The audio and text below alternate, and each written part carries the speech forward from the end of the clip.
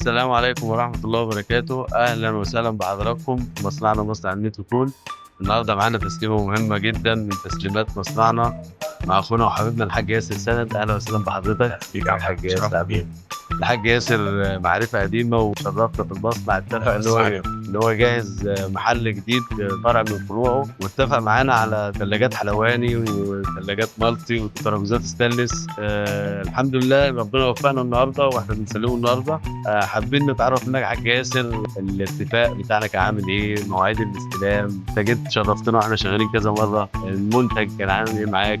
طبعا الحاج احمد معرفه من قبل كده كنت بعمل معاهم ترشيحات وناس عندها امانه وعندها التزام وعندها مصداقيه في شغلها. افضل خامه كنا بناخدها منهم بفضل الله. لما جينا احتاجنا فرع جديد نفتح فيه ان شاء الله، فلما هو كان فتح مصنع الثلاجات احنا قلنا ان شاء الله نشتغل معاهم من منطلق الامانه والمصداقيه من زمان قبل كده. فلما جينا اتفقنا الحمد لله على الشغل، ما شاء الله لقينا مصداقيه ولقينا امانه ولقينا التزام في الكلام. حتى بعد ما في ثلاجات كانت خلصت وانا كان في تعديل بسيط، الراجل ما اعترضش عليه بصراحه وقال لي لا، ثلاجه انت كل شويه تشوفها، انا هتطلع من عندي واخلص خلاص، انما هتقعد عندك وانت اللي هتبقى كل شويه نفسيتك شايله منها. فاصمم ان لازم افك الثلاجه واعتلها بالجديد.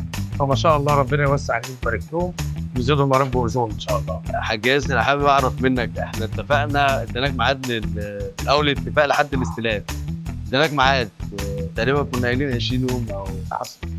النهارده احنا يعني ممكن في النهارده 15. ما شاء الله بالنسبه لعيد الاسلام الله اكبر في التزام. احنا قلنا ما شاء الله عليكم وانتم عندكم ضمير في شغلكم وعندكم التزام.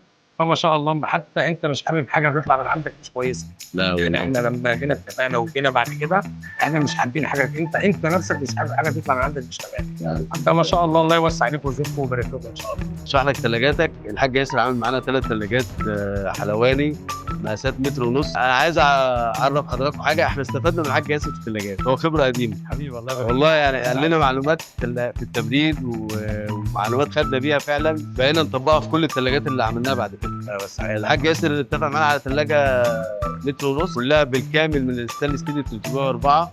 هو كان ليه مواصفه معينه، وحدات التبريد هو اللي حدده، الحمد لله نفذناهم بالمواصفه اللي هو قال عليها وطلعت معانا الحمد لله باعلى كفاءه. معانا النهارده ثلاجتين 2 باب متر ونص وثلاجه 3 باب 2 متر و30 سم. ثلاجات برضو وحدات امبراطور ايطالي كلها من الستانلس ستيل الارفف بتاعتها. نتمنى ان شاء الله ان الحاجه تكون وش خير عليكم، ونتمنى لكم مصنعنا مصنع النيتروكول بدايه موفقه ليكم ان شاء الله باذن الله. شرفتونا يا حاج ياسر والله.